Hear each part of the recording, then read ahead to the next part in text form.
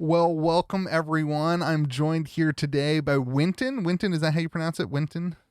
Yeah, yeah, Wynton Bedford, who, Wynton, you won. You were number one in the entire calling for Classic Constructed, right? yeah. It was This, a side this, event, but a side event. It was a side event, really? yeah. So the main format at the calling was the sealed, but Right. that That the doesn't mean constructed anything. was what Don't I personally went downplay it. there for. Don't downplay it. Come on, man. Don't downplay it. So number one in the constructed event of classic constructed. Now, was there a Blitz constructed as well, or is it just No, classic no, constructed? Okay. So you no. were the number one constructed player at this year's calling. Don't downplay Yeah, yourself. Don't except downplay for all the yourself. 32. Yeah, Cool. Awesome. Well, dude, I think it's great. I think there's a lot of kind of buzz in the player base on Classic Constructed right now. So when I saw that you won, I shot a message to you on Facebook. And I just think it'd be really interested to hear kind of what Constructed looks like and how it compares to a lot of people who have played Blitz. And I want to hear about your deck. You know, you won with Katsu, right? yes, That's yes. awesome. In a world where we have Monarch, I love that a WTR hero won. Like, I think that is so cool. And you did have some Monarch cards in your deck. We'll talk about that a little bit. But really, man, I just want people to get to know you too. So, why don't you tell us a little bit how you got involved in trading card games and in this world? And then we'll move on to kind of the more nitty gritty stuff, though. So I never played card games before, really. Like my brother had taught me a little bit of Magic. I wasn't really for me. And then I think about 3 months after Wraith came out, I started out because some of my friends had basically picked it up and they thought I might have enjoyed it. We played board games a lot. Cool. Um, and then a few months after that, I moved cities. So I came down to Palmerston North, and there was like like three, four people at a pre-release event for Arc. So we're basically just cracking packs, and I really got into it. And now, long time down the road, we've sort of got a growing community here, and I think we're up to maybe like 13, 14 people. That's Yeah, so awesome. it's not huge, but we also have a lot of really good players. Yeah. um, Well, you guys just breed them better over there. So you're in New Zealand. You said a city there that I've never heard of. Is that in New oh Zealand? yeah, yeah, yeah, yeah, I think Auckland is the only city in New Zealand that I know, and I yeah, only know yeah. that in the last 6 months that I've been in Flesh and Blood. So that I knew the Lord of the Rings was there, but I didn't know that I didn't know the city names. Cool. So you're Yeah. not from like the main hub, and so the player base is smaller where you're at. So Yeah.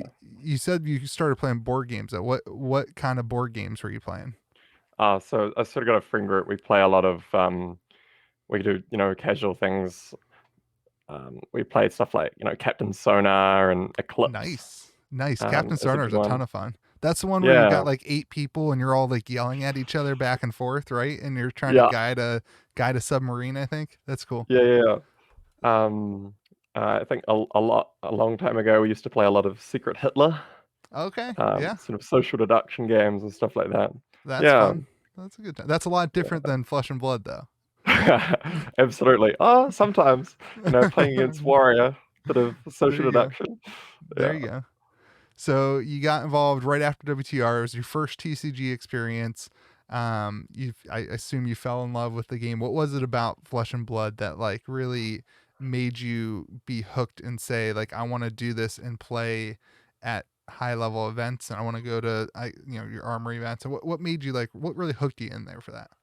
I think a lot of the thing that originally made me excited about the game was the fact that um, there's fatigue. Fatigue is a big part of it, and like the amount of threats that you have in your deck, and then also having, in any given turn, it's basically your four cards versus however many they had in their hand after your four cards. So it's every turn is sort of as important as any other turn. Like Yeah. especially with decks like Warrior that can completely swing momentum, just out of you literally just blocking wrong. Yeah. That's cool. Yeah. And like, do you find that there's a strategy and when to allow yourself to be like I'm not a high level player, so like I'm like I know I'm the finance guy, whatever. I never play like I play the game Yeah. once or twice a week.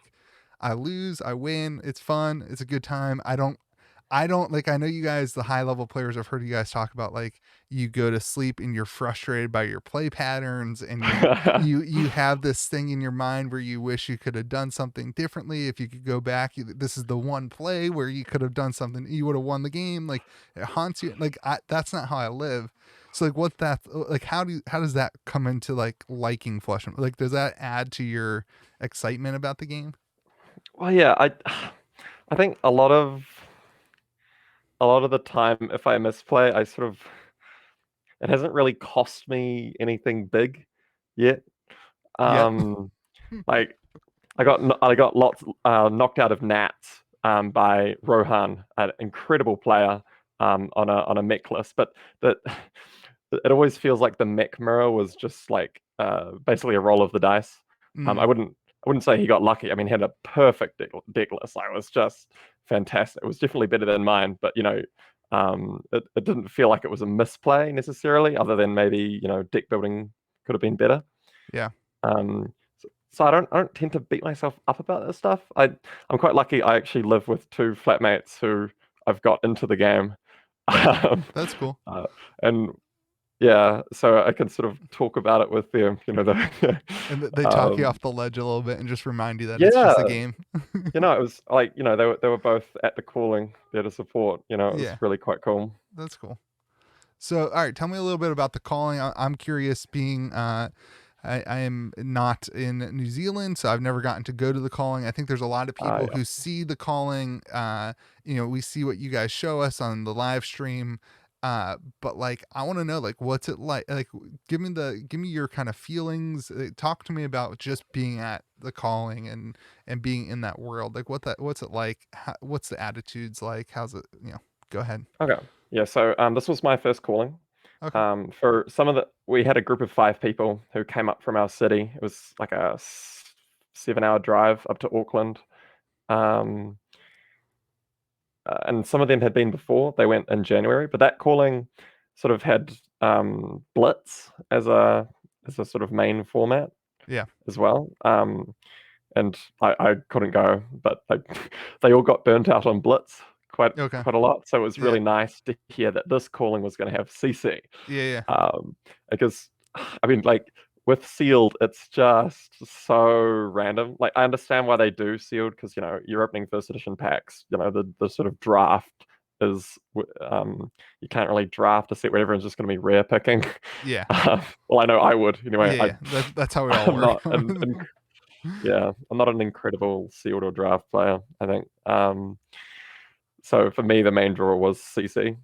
And that's fine. Um, I mean, there's people who like one or the other and feel like I don't like draft because I do the same thing. Like I'm so much yeah. focused on like the financial side of it, and I just can't get myself around that for some reason. It just doesn't not how my brain works.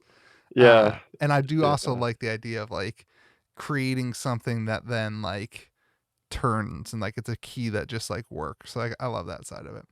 But tell me, like, yeah, what you drive up with your friends. It's like everyone's excited, like it's like a fun vacation type thing, or it's like you're yeah. nervous about playing at like this high level tournament. No, I think there was quite a light-hearted atmosphere. Going up and stuff. There was 5 of us, and it's all locals. Like, I mean, 2 of them were my flatmates. Yeah, Um, and no, I mean, we went there to have fun. We're not necessarily expecting to do really well, especially in the sealed thing. And yeah, there's a lot of very, very good players there, and who yeah, did do well as well. yeah, um, so yeah, it was nice. We had an apartment. We all stayed up way too late on most of the nights playing board games. And then yeah, so getting there, it was like I think all of us got pretty mediocre sealed pulls. yeah, Um, I think I dropped like my first game. I can't even remember how I did. I think I won. I went like 2-2, and then there was the option to drop, go into the second chance sealed, which I think Okay. all of us did. That's cool. Yeah, because it's like you're no longer getting all the XP. You're no longer, sort of in Yeah. the running to win it. Um, but hey, you get to open 6 more first edition packs if you go into the second chance event. There you go. And now these Yeah, and were, I which saw this on Facebook. They had like LSS stamps on them, right? so that was just for the draft. That was for the top Oh, 32. Yeah, gotcha. yeah, Okay. yeah. Okay. So luckily for all the, I mean, I think there were like 200 people there for the sealed. Gotcha. Yeah. And then I think a lot of people went in for the second chance. And lucky I did. I actually pulled a extended art Galaxy Black. Hey, that card's awesome, dude. Yeah, Congrats. That's so awesome. pretty happy with that. It was Um, well worth it. yeah, so that was the first day. And then Wow. day two there was um I think the top 8 or whatever cut. I wasn't really following the seal thing. Yeah. They were doing their thing. And oh, I'll tell you this. Even just listening to the LSS staff read out like the instructions for the draft was stressful. Like you'll hear like they just like whisper in the microphone, draft. And then they've got like 30 seconds to like pick a card or whatever. And then, pass it. Because it's also structured. It's nothing like a casual draft at Y- all. It is It's not insane. your local armory draft. It's like they're like, okay, you can pick your card and then now pass your card to the left. Like they Yeah. walk you through every little bit of it. And like all those top players are like doing their best to memorize all the cards in the packs and read the signals from the other 7 players. That And sounds exhausting to me. That, oh, it honestly, yeah, like, or it's super gross. hypothetically, alternatively, you can do all that work like on the front end and build your own deck and show up with what you want to play. Yeah, yeah, Yeah. yeah. So that's what we did. Yeah. Not That that sounds we, like the way to do it. yeah, yeah. Not that we probably would have, like, we would have liked to be in the draft. Yeah. Because, but yeah, That's CC cool. it was. Yeah. Okay. So Um, then, sorry, keep going. I didn't mean to cut you off. Keep going. no. So then it was CC. And I I think my first game was against a Reiner, which is kind of favored, depending. Like a really, really good Reiner, like Adam Little. I played one game against him. It was incredibly close. We went to fatigue a little while ago, like when my deck was better Gotcha. against Reiner. Hmm. Because the changes I made to make it better against Well, Prism yeah. definitely made it worse. Let's back up. Let's talk about what deck you brought. You All right, brought yeah. you brought Kasu, right? So like, tell me, uh, this is your deck that you always play as Kasu, and like this is your main, and you're like, I'm never Yeah. changing. Is that how Yeah, this so works? well, yeah, a long time ago I played Aggro Katsu. Okay. So this was well before Monarch. Um, and Aggro Katsu is really fun. It's great, you can clown on people. But the one thing is, one of the people in my locals is like a top 10 Nats warrior player. Okay.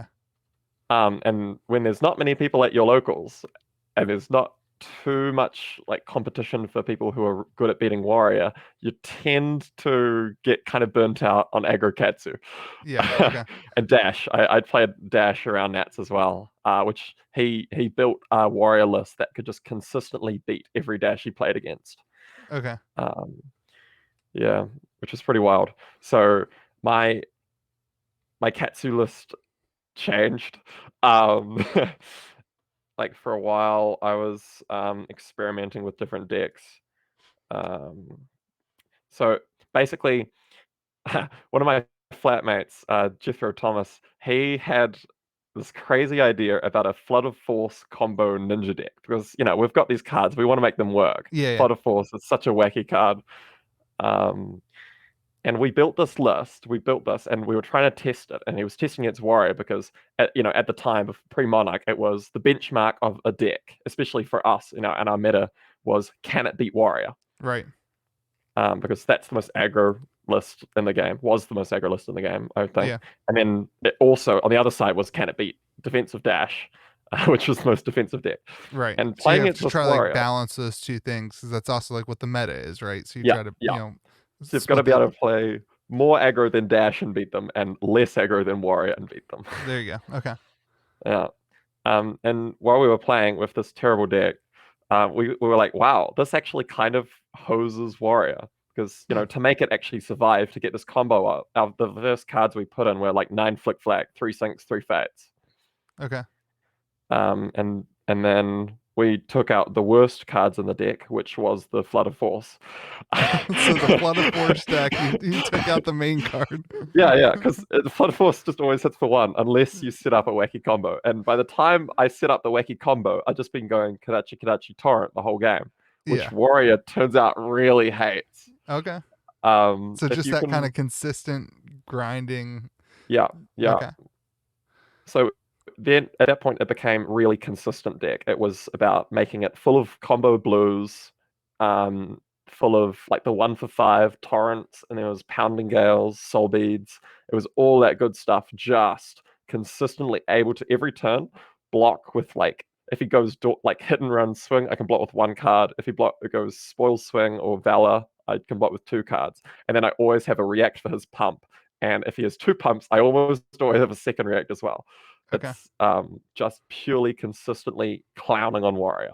Okay. Um, So just defense, defense, defense, defense. Kind of like Rune Blood.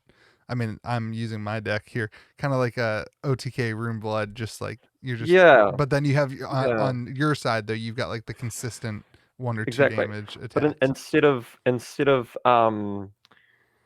saving up, it's almost every turn I'm trying to either go like just Flusterfist for 4 or Kadachi Kadachi and then an attack. So you're grinding out they're either just losing equipment blocks on the second Kadachi and then losing health, or they're blocking with 2 cards. And Warrior can't block with 2 cards. Right. Or they just lose. They have nothing to do on Um their turn. yeah. And then we decided, hey, this deck's actually working really well. How do we make it beat Dash? And the answer to that was you need aggro cards. So then the league taps and surgings became really important. And then we put in like plunder runs. We put in a couple ancestrals. I don't think I ever ran 3 ancestrals just Oh because wow. it's like as a red, you're usually blocking with it. And like if you draw it off things and want to put it in Arsenal, it's kind of awkward. And Yeah. it doesn't have combo either, so you can't block with flick flack. So if you're going purely defensive, it's really bad. And even in an aggressive hand, because I never go like 5 card hand aggression, if I can help it with this deck. Mm-hmm. Because you can't afford to in a deck that doesn't draw gas, you can't afford to take damage, to take tempo when the next hand you draw is probably going to be 3 defense reactions and a blue, right? Right. So yeah, then against Dash, it was plunder runs, it was surgings. It meant I needed razors, and an Art of War. Um, yeah. Yeah, the Art of War sparked some conversation in our. We have a Kitchen Table TCG competitive team that Yeah. that was looking at your list, and it, we said we're keeping cards that allow you to draw and increase tempo like Art of War and Ancestral Empowerment to 1 in your deck. What's your reasoning behind that? My guess is that you're looking to maintain consistent tempo by doing like defense reactions instead, right? That's how you're building your tempos with the defense reactions rather than card Yeah. draw.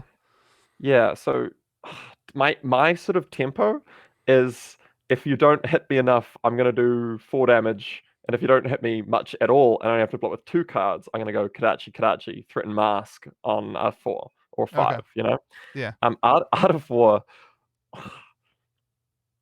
part of me thinks that if I was running a purely optimized list, it might not even be there. Oh wow. But it is really good against Dash. Yeah. So when I was first making it, it was integral. Like I once beat my flatmate on Dash. He absolutely hated it. It's like the one game I've played against Dash. I think I Art of Ward for Go Again on like a flying kick. Oh On like wow. it was like the very I had to kill him this turn. I'm down to 1, and he's got like all his purifiers and stuff. So Yeah. yeah, it's it's an aggro piece, and it's also it works really well in long games where you hold Tunic. Okay. Um, I get so much value out of Tunic. Like Yeah. if you can just play like going pitcher blue, Kadachi Kadachi, floater resource off Tunic and surging for 5.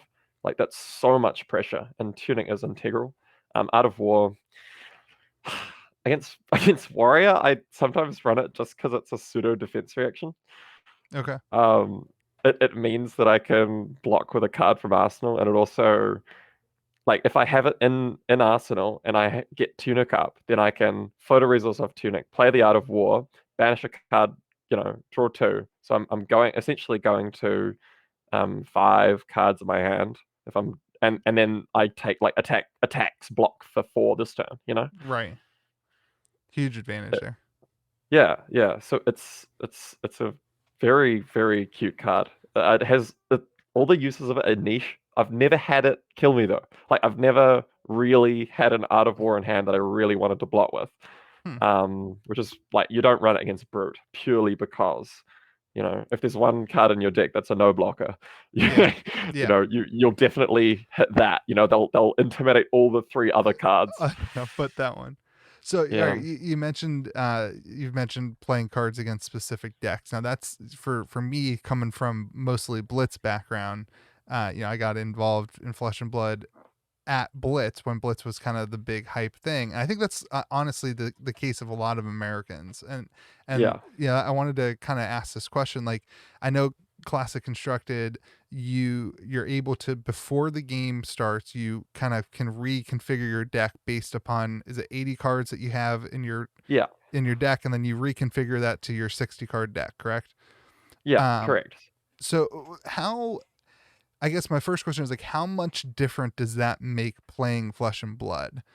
Because in my mind, it makes it 100% different. And, Yeah. and speak to that a little bit. If I've assumed you've played plenty of Blitz as well, because you know you've been Yeah. around. So a lot of us really hate Blitz. I get that Um, feeling. I get that feeling. it is just the inferior format in every way. Some people will like, it's obviously better for newer players. It's much easier for them to understand. 40 card deck, 40 card deck. You don't have to do sideboarding, all of Yeah. that stuff.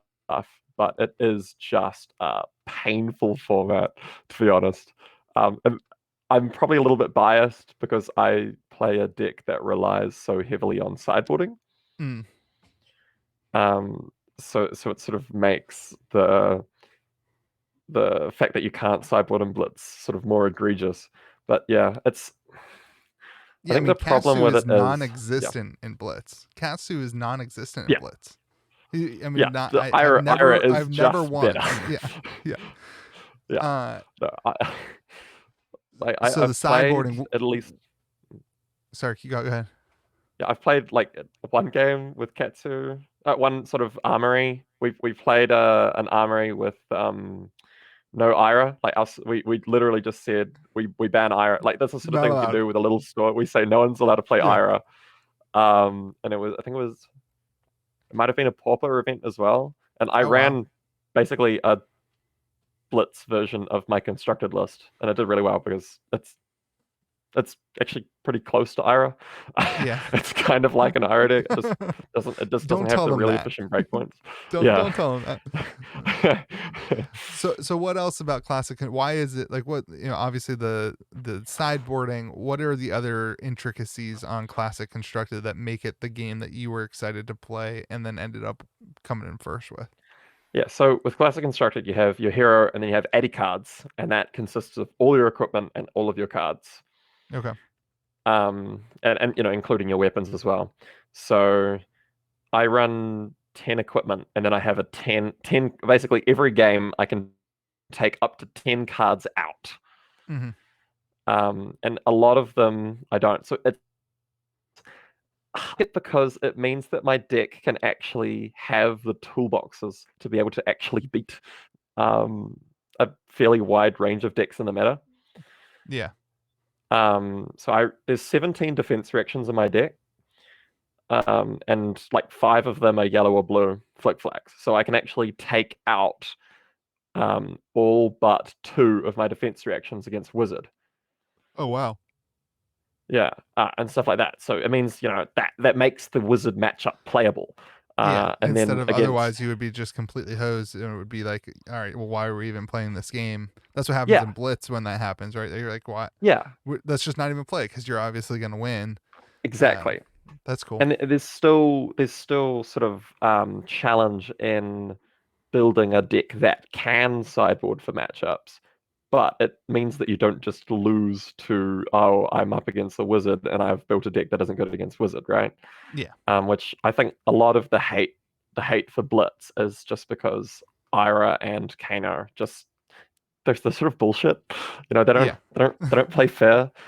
Stir Forked isn't a like it isn't good it isn't that good in CC because like the turn you do that, they usually get some they have a response. Yeah. Stuff like that. And then Ira has these really super efficient break points, and it's much harder to punish people for playing a slow defensive deck in Blitz where you only have 20 health. Like Warrior can't just take 22 damage and then do 35 damage the following turn. You Right. know, it's just, Yeah. um, You have more life to work with, so you have to like actually be able to you run out yeah. of steam easier, that kind of thing. It's a little bit They're more also Yeah, you grindy see and more of your full. deck. Yeah. Yeah.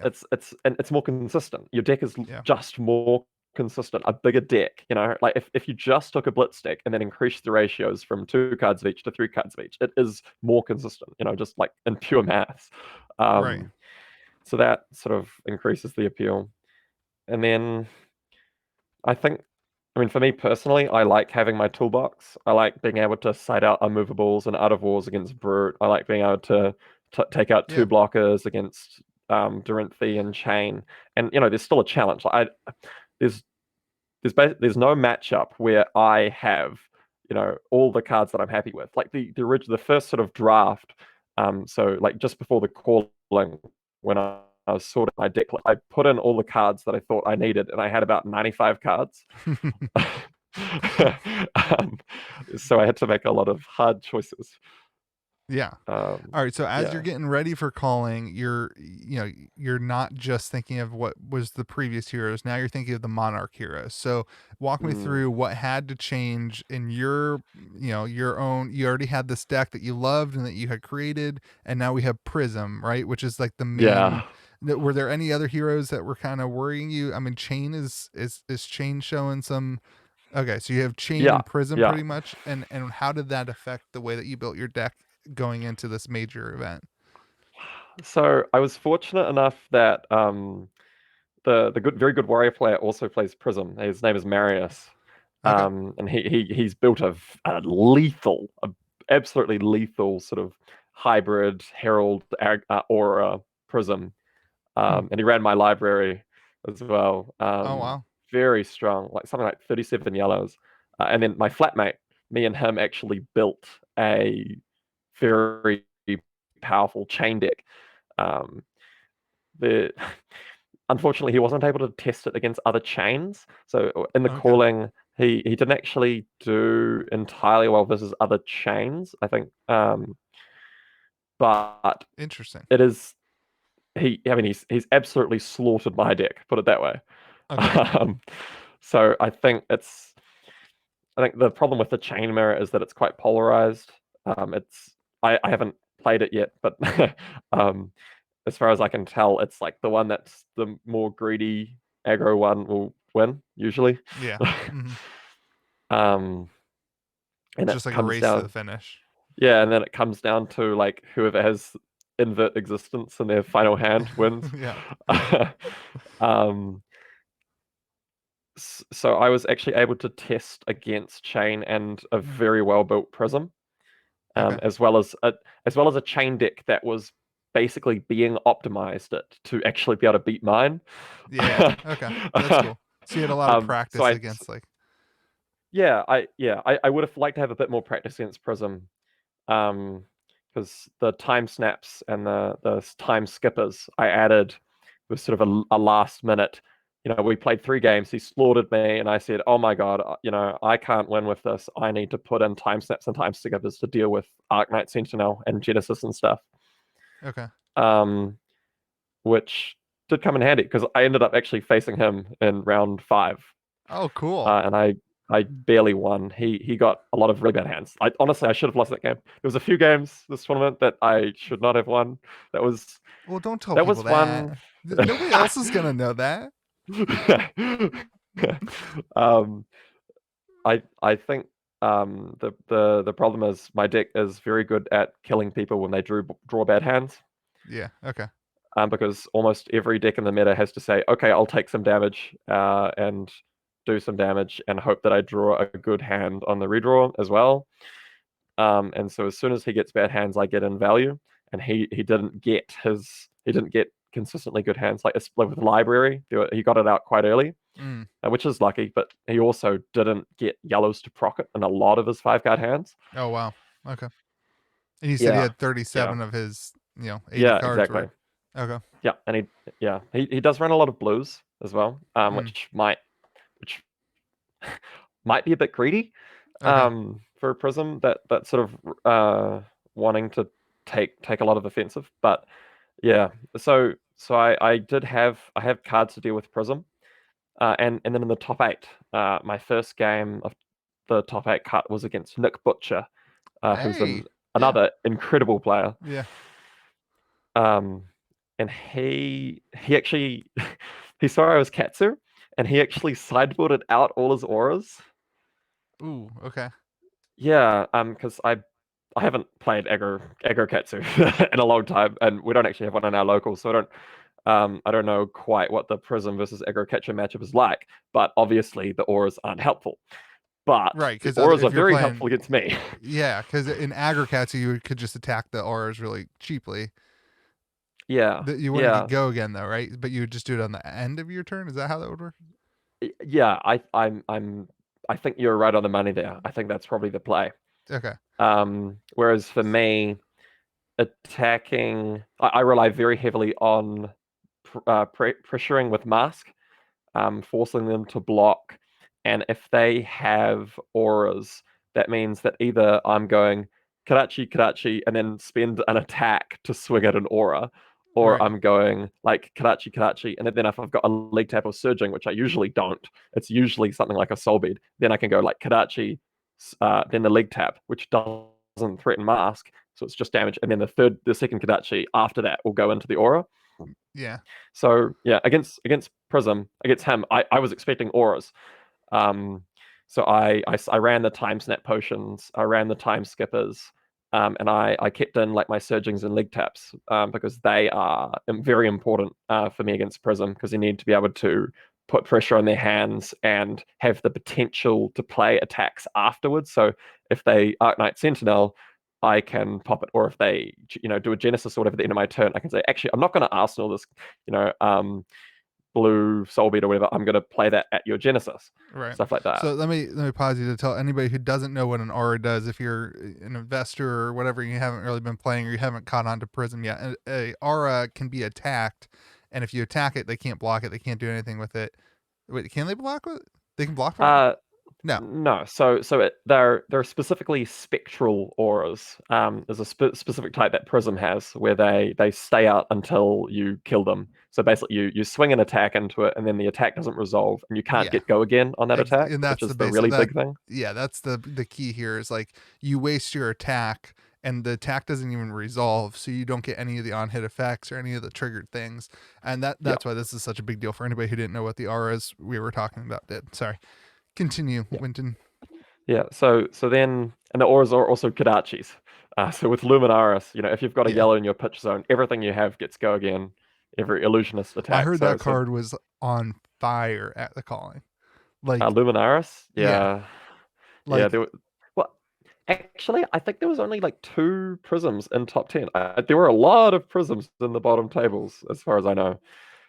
So it definitely shows that the meta is not being kind to prism. It's still an incredible deck, but people are playing around it really hard. yeah. Yeah, and Yeah, that's what I love about card games is like a card you can have the deck can be the best deck and then all of a sudden everybody just plays against that, and if the game's balanced then that goes down, and the mirror sucks or whatever and everything goes down, and so then winners yeah. like Kasu. How many people played Kasu? Um, I think there was. I was the only one in top 8. I think there were like 8. I Eight believe there out were 8 Katsus. out of how many? Oh must have been like 100 people, I think, maybe 80, 180 people, 90. and they No, were. no, no, no, Yeah, no. I'm Sorry, joking. I 100 was or just maybe making it 80. sound Yeah, better. I was making it sound better. yeah. So you're playing like a Yeah. So I rogue think, deck, and you ended up winning. Like I love that. Like I love that. yeah, That yeah. that's what makes a good. I saw a few aggro katsus. That's what So makes a good game. I like that. All right, continue yeah. telling us about destroying Prism and Nick All Butcher. right. Gladly, Nick Butcher was gladly. working on his profile picture, and he got distracted.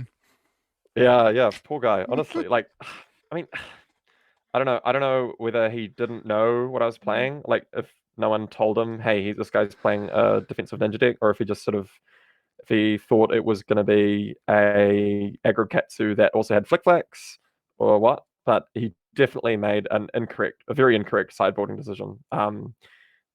Unless he just had no way of knowing that I was playing a non-aggro katsu. Um, in the game, it was a lot less close than my one against my friend Marius. It was a lot less close. He went for some quite greedy plays on like pummels and heralds of erudition Mm, that didn't work out. He took a lot of he was simultaneously he was taking a lot of damage to get big turns, but then he was also like blocking with two cards. Like I'll go Kadachi Kadachi 4, and he blocks with two cards, and he swings back with like a herald, stuff like that. Obviously sort of yeah, searching for gas, and that is sort of my deck's yeah. It happy sounds like your place. deck was just like perfectly tuned against Yeah, his he strategy. remarked under the game that it felt like every hand I had was just the perfect answer to his hand. Mm, And that just means I didn't draw any bad hands, right? Because basically what my deck tries to do every turn is that. yeah. um, Wynton, you need to so work unless you can pressure me with, you need to work on making yourself sound better. You just say, yeah, because I made the deck like that. well, yeah, yeah, yeah. I mean, Yeah, because I a built lot the of the deck like time, that, man. Yeah, of course it did, yeah, Nick. Of course I always had the good cards. I made the deck like that, man. yeah, yeah. That I mean, that's what it does against warrior. So he's essentially playing a warrior that doesn't have the fridge. Yeah. Yeah. So that one was great. I think the top 8 games they were stressful, but they were by no means the hardest games of the tournament Wow. because they were. I basically just had. Well, he wasn't a matchup win, but he sideboarded wrong, so it's sort of a matchup win. And then the chains is a bit of a matchup win for my deck as well. Okay. And so that was the And next two games that yeah, at 4 you yeah, played Chain, and at the last game you played against Chain. yeah. So the last two games of the top 8 cut. So I played 3 games top 8 in the top 8 cut, and my last two, one of was against a guy called Ollie, and his chain list was very scary.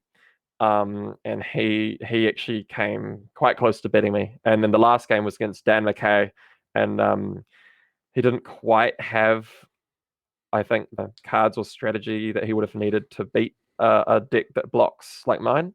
Mm, But obviously he was, I think, probably the best chain there, in terms of beating other chains and other aggro decks, right? yeah. Um, yeah. So do you feel like everyone focusing on Prism and being able to, deal with big swinging attacks and auras and all that stuff led them to not be tuned against a deck like yours that had a big amount of protection and kind of a just a grindy, we're gonna make it through the game, we're gonna attack you for 2 1 1 4. I mean, is that kind of what happened that kind of won you the cake? I think that definitely is true against the chains. I fought 3 chains at the tournament. One of them in sort of, like round 4 or something, I slaughtered.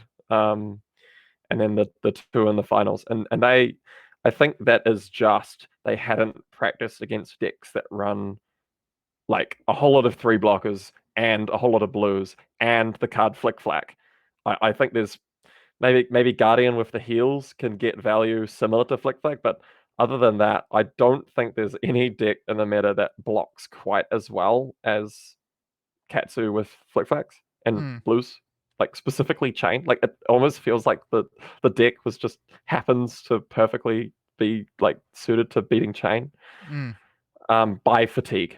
Um one thing I worked out almost quite late on in the tournament. I think it was like halfway through the game against Ollie. I really worked out was I do actually need to pressure chain. Okay. So there's three things. There's three things that I do to pressure chain. The first is CNCs. They hate CNC, Okay. Everyone hates especially if CNC. I Show me yeah somebody that likes yeah CNC. Who's like, oh, yeah. cool, you're playing at CNC against me. Can't wait to defend against it. Well, because almost all of my other damage chain can actually just comfortably take. Uh huh. But if I go like Kadachi Kadachi, they'll sometimes block the second Kadachi to stop me drawing off mask. And then I CNC them. Either they're losing their arsenal, which is, maybe a Plunderan or an Art of War or Shadow Puppetry. So I'm very happy if they just take 6 and lose their arsenal. Yeah. Or they block with 2 cards from hand. And that's what happens a lot. Is Yeah. they block with And 2 so they cards from have hand. nothing to do. Yeah. And again, really, really happy. Yeah. I played a game against my friend Jethro's chain last night, and he blocked with 2 red Riftbinds at one point, which was Just like, okay, cool. I good. played I'll and I, take and I that won the all game. day. Yeah. um, like it was that or lose his red Plunderon, right? Like, Yeah. it's yeah. So Sensei, the other thing is mask. They don't care so much about the damage. If I go Kadachi Soulbeard, yeah, they can take 6.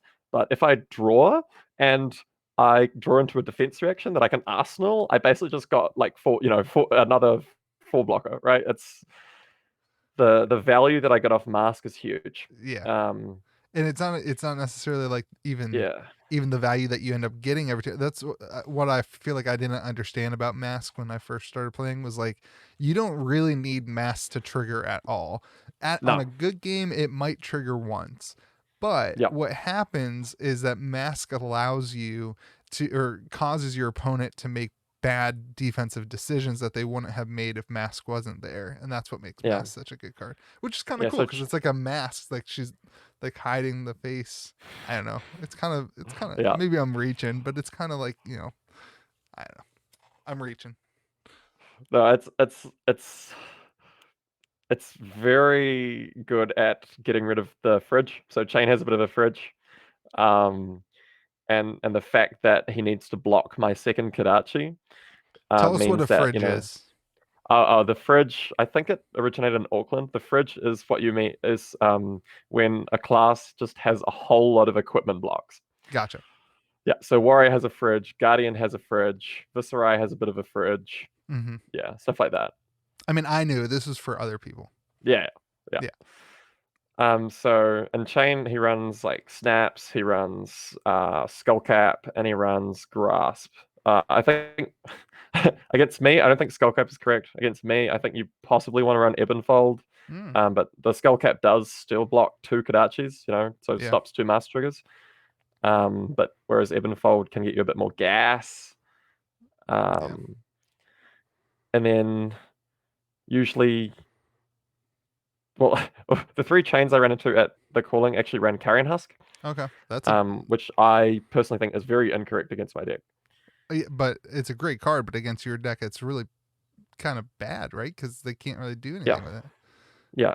I mean, it blocks. I think both players just used it like when they got down to like 17, 20 health. I think they just used it to block like a 4 Yeah. or a 5. I think someone used it That to block card an is East Strike. so good in Blitz, though. That's the difference. Is Oh like yeah, in Blitz, that card is literally, I mean, because of basic math, twice as good. Uh, so I don't see that card holding up well value wise or whatever when we all move from Blitz to constructed because I just don't think it's going to hold well, up in constructed. specifically, I think it's also just bad against my deck because I take the game long Yeah, and I don't really like you block with it and now you lose your crossroads yeah, because like having your crossroads out against me is big. It means I'm pitching 2 blues every turn. Um, so the fact that they have Carrion Husk means that I'm not too worried about crossroads. mm, And it also means they're not running Tunic. Against me, Tunic is incredible because the game goes long and they get so much value out of getting extra resources. I don't know if they had it in their sideboards. I don't know if they'd even bother.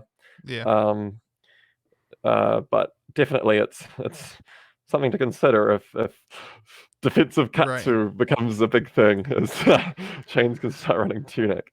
I I don't had a know. question about nourishing emptiness, which was that the only?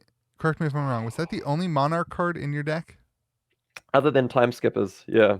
Okay, so nourishing emptiness. It seems counterintuitive. Like, does it have another use? Or are you just hoping for on like first draw? Like, I don't know. If Yeah. you don't want it So turn one, how are you using it?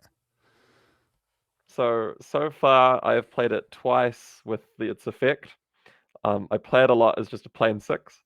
Uh, but mostly it is there for Prism. Okay. Yeah. So like I have three CNCs, but a lot of the time I actually like to play those against Prism. So unless they're presenting something really gross, and also like they have Triumph, Herald of Triumph just ignores the sixes. So it's there to force Prism to make awkward decisions. Like for one thing, they don't know how many nourishing I have. Yeah. So they might think, oh, he's going to draw another one. So I run two. Um, Interesting. basic, Man, yeah, you basically guys with, really think about this stuff. That's yeah. crazy. So I, my originally I actually put like Brutal Assault, which is just a 2 for 6 3 blocker in the deck, and then I was like, wait, Nourishing Emptiness is literally just Brutal Assault, but with an effect that is like a high roll. So you know, Might as well. Yeah, yeah, I that's might cool. as might as well run the Nourishing. So I run it in basically every matchup. Wow. Um, because one of my win conditions is fatigue. And so you just Like get it out there at the end of the. well, yeah.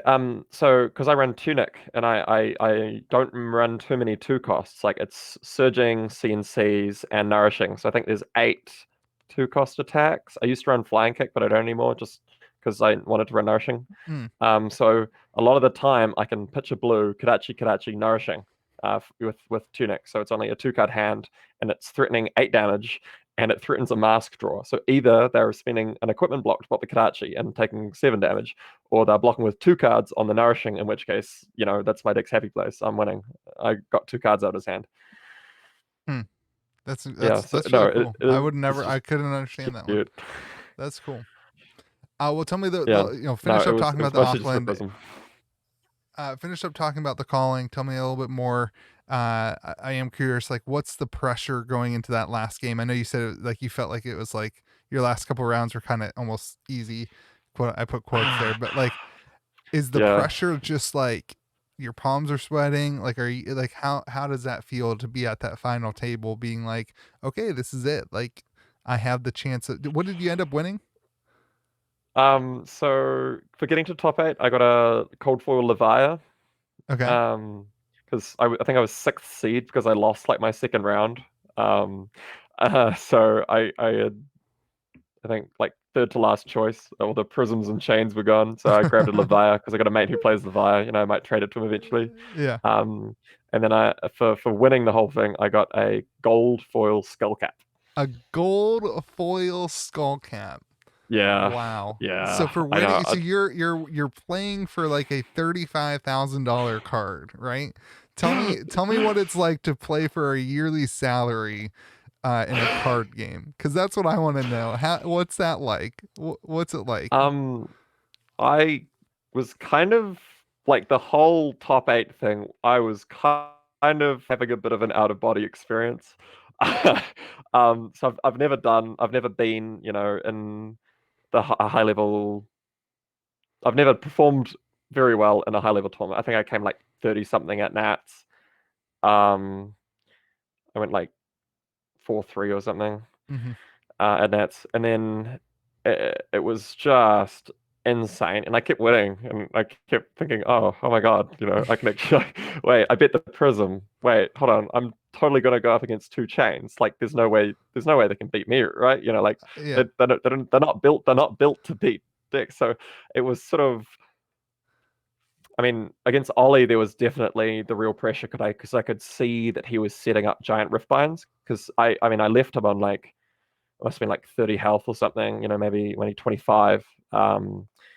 Basically, when he was getting close to decked out, and I was definitely going, yeah, no, I need to put a bit of pressure on, to actually force him to not just be able to take blood debt. So that's a new thing that I Yeah. think I might have done a bit more against Dan, but definitely against other chains. It's I need to put pressure on because else he can literally just hold like 8 seeds, 4 rift binds, all that stuff, and just do two, if not three. If he gets like a shadow puppetry or something, massive, massive rift binds that I just cannot block, like sort of like an OTK, like so. Yeah. Hmm. um, and then so that was stressful. Yeah. But a lot of the time, that's the really nice thing about that deck is it doesn't feel like I'm really playing. It's sort of they are with specifically.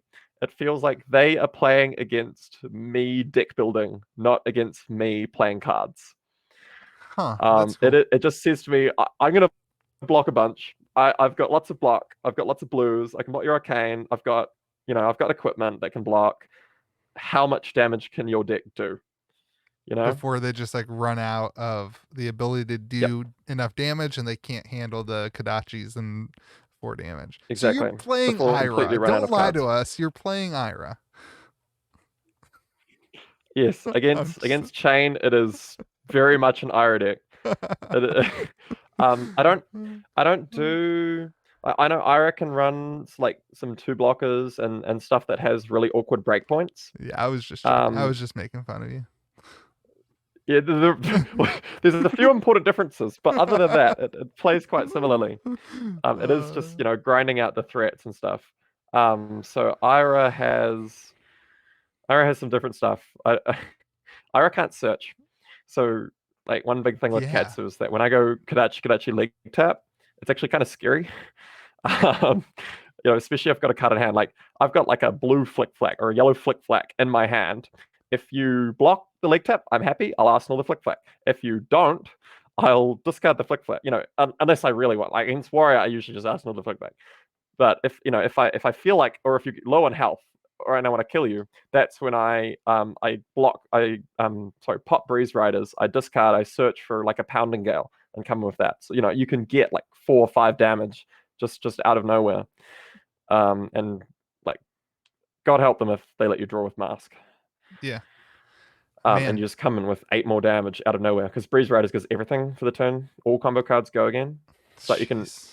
you can just like if they the cutest turn you can do, the absolute cutest turn is if there's 2 cards in your hand, a blue, you go Kadachi, Kadachi, and then you play a red Helming. No combo, no nothing. Oh, yeah. And if they let the Kadachis hit, then they block 3 on the whelming because hey, or they don't block the whelming. If they block 3, you can prop breaking scales. Then you draw from mask, and it's a 0 cost. So you pop breeze riders, and then you spend your floating resource to play a Magenchi. You discard and search for Magenchi, Ugh. and so then they've like maybe they already blocked with 1 card on the whelming. Suddenly you're doing 5 damage that they absolutely have to block because it is just a Magenchi and it has, it has go again, it has combo, it'll search for Lord of Winds, and you did this out of a 2 card hand. That's crazy. And if they let it hit, even if you haven't got, many good Lord of Winds, like you search for all 3 Lord of Winds, Yeah. and then Yeah, I mean, you maybe if you they pitch let and you get play. Lord of Wind going, I mean, that's over, right? I mean, there's no coming back from that Yeah. combo. But even if it's turn 2, even if it's turn 2 and there's no Surging the Whelmsman in your graveyard, you just play all 3 Lord of Winds because they all have go again That's crazy. as a breeze riders for the turn. That's crazy. It's really cute. It's really cute. So after you win your, $35,000 uh, gold foil skull cap, what's the first thing that you do? You shake the hand. You're a nice, I polite player. yeah, the fist bump with Dan McKay. Yeah. Yeah. I think I get a hug from one of my flatmates actually. Yeah. And then we go and have a little like, oh my God, we did it. Because the group actually stayed around. So the venue was packing up. Like we were having to hurry. It was a good thing it was chains, so the games were relatively short. Yeah. Um, So it was basically shake a few judges' hands and just I was having honestly I was floating. I was bouncing off the walls, just grinning like an idiot. Like you see the photos of me, I'm going, you know, um, got a few congratulations and stuff. But and then we walked home. We bought a few drinks from a bottle store on the way back to our apartment. We had some I'm sure drinks. you did. Played Played some more some. Flesh and Blood. Uh, no, we actually played some sort of just fun, quick board games. It was a social deduction game called Cockroach Poker. Oh, fun. Just have some laughs. And we watched a bit of the VODs from the stream of the sealed event. Watched Kiki very sadly lose to Matt Rogers. That's fun, man. Yeah. Dude, congratulations. I love that, like, no TCG experience prior to Flesh and Blood. Like, you've come in, like, you fell in love with the game. You and your friends, like, just kind of brewed decks together and hung out. And, like, what a great story that you go and, like, you get this awesome 8 Casu decks in the whole, 100 and whatever people. And, like, you come out on top wielding Yeah, the card. That's awesome. I'll just say something about that because I've discovered that my deck is really, really bad against the current aggro Katsu lists. Nice. So like I dropped round two to a player called Cassandra Hancock, who she played very well. I can't fault her at all. I just the deck just didn't really have enough either defense or gas to beat her. What was she playing? I can. She was playing Aggro Katsu. Oh, okay, gotcha. Yeah, yeah, and that was my one loss was to her in round two, and I think she dropped after like 3 or 4 games. Mm, Um, um, so it's sort of like it really is quite a bit of a kryptonite for this deck. I mean, like before Monarch, it wasn't quite so bad. Like I can deal with almost most threats with flick flacks and all the defense reactions in the deck. Um, and do lots of damage with bruisos and stuff. But now that Belittle and Minnowism exist and they're being run in aggro Katsu lists, I don't know. I think if I can be an aggro Katsu, I'm gonna need a lot of practice. yeah, Yeah. but So it's like it seems like the Agrocasu also can't hold up to the other decks that are popular in maybe Prism and Chain, and yeah, it seems like maybe that won't even be that huge of a factor, other than maybe early in the tournaments or whatever. Uh, yeah. that's an interesting Um, meta discussion there, where it's like, it's I like in my I think my sixth game, I was up against Isaac Olson, who is an incredible player, great guy. I had a nice chat with him. He was very gracious in defeat. But I should not have won that game. mm, So he basically I get I basically draw all the good gas that my deck has in it. Um, so because he knows what I'm playing, he knows exactly the defensive list that I'm playing, and he knows exactly how to beat it. So he sees that he has a hand. He's got like a blue, I think like a belittle, a surging strike, and an art of war, something like that. And he's like, "There's no way that your deck can deal more damage than me." So he basically lets me Karachi, surging, whelming, draw from Mars, draw from whelming, and I actually draw like a McGinty. I get hideously lucky. And there was a turn before that where I did a lot of damage. I went like, I think Karachi surging.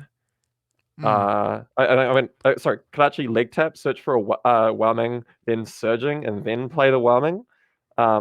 Stuff like that. So I basically did a bunch of damage that he did not but neither of us expected my deck to be able to do. yeah, So he took a lot of he went down to 6, and I was on 35, wow, and so because he had been holding his full hand, and then he did 30 damage in one turn oh, with this belittle, art of war, surging, whelming, Mienchi, Lord of Wind, because I block his first surging with a card from hand and my mask. So I block 5. I don't want him to search that early. So he can't immediately whelming afterwards. I think he then comes in with the belittle and stuff like that. And I hold 3 cards. I hold a blue, a CNC, and a razor. And on my turn, I go Kadachi Kadachi, 2 nicks up, so I CNC, and then I keep the razor in arsenal. On the redraw, I kill him with razor. There you go. Um, and Interesting, like, man. but he gets me another 10. like Yeah, like so he probably made the correct decision, and that he was probably right to say, if I don't get him down to 6 there, if I don't get this bonkers turn, then the fact that he can do 30 damage in 1 turn makes my strategy completely irrelevant, because there's no way that I can survive Kadachi into his good attacks for 10 turns. If he yeah, does 10 damage that turn, and I full blocked, there's my deck can sort of block out. I can do all the flick flacks. So I can basically treat it like I do the warrior matchup, where I'm sort of just grinding out his threats and sure. getting consistent damage. And if he lets me draw with mask, I'm happy. But like his turn, he was correct to hold it. So that's definitely one of the sticks kryptonite as aggro Wynton, ninja. you are underselling yourself again. Uh, You're I underselling think yourself again. You are the winner, man. You're the winner at the Auckland calling. Come on, like you're the winner. I get it though. well, Like yeah, you're I saying have to that give there's the a man's respect. I you're have to. Seriously, I cannot understate how good a player Isaac Olsen is. yeah. He is a terrifying player, but he's also like a really cool dude. It was it was one of the more fun games. I love it. Um, yeah, Well, cool, man. Well, hey, thank you so much for joining us at the Kitchen Table TCG and hanging out and sharing your thoughts and your deck tech and kind of everything that you've got there. I loved hearing about the calling, and man, I think it'll be really exciting to see how Classic Constructed kind of shakes out and how your deck kind of evolves and adapts as we kind of still all are learning how Prism and Chain will affect the metas, and it doesn't seem like Levia or what's the other one? Is it Bolton. Oh, who? It doesn't. take my Who? word for it. Bolton is a nightmare in CC. My round 7 was against a Bolton, Yeah, a Raiden Bolton. That is a scary deck. yeah. But you That is won a very again. scary deck. You won, so Yeah, it was Kasu it was must be close. I scarier. fatigued him. I Yeah, fatigued him. I was on like yeah. 6 health and I ran his deck out. It I feel was like your whole deck though, the whole thing is like being scared the whole time and then barely winning. Like that's like that's yeah, uh, yeah.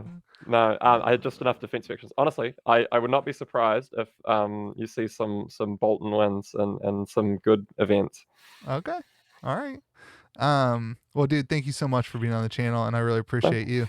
And it was fun to chat. I hope we get to chat again. Congratulations on your, whole year's worth of salary and a game. I hope your friends and family now believe you that this is a lucrative hobby that you should be involved in. Thank Uh, you so much. It was a pleasure talking to you. yeah, Cheers. man. I appreciate you. Have a good day, and Thank the you. rest of you guys remember to be kind to the people around you.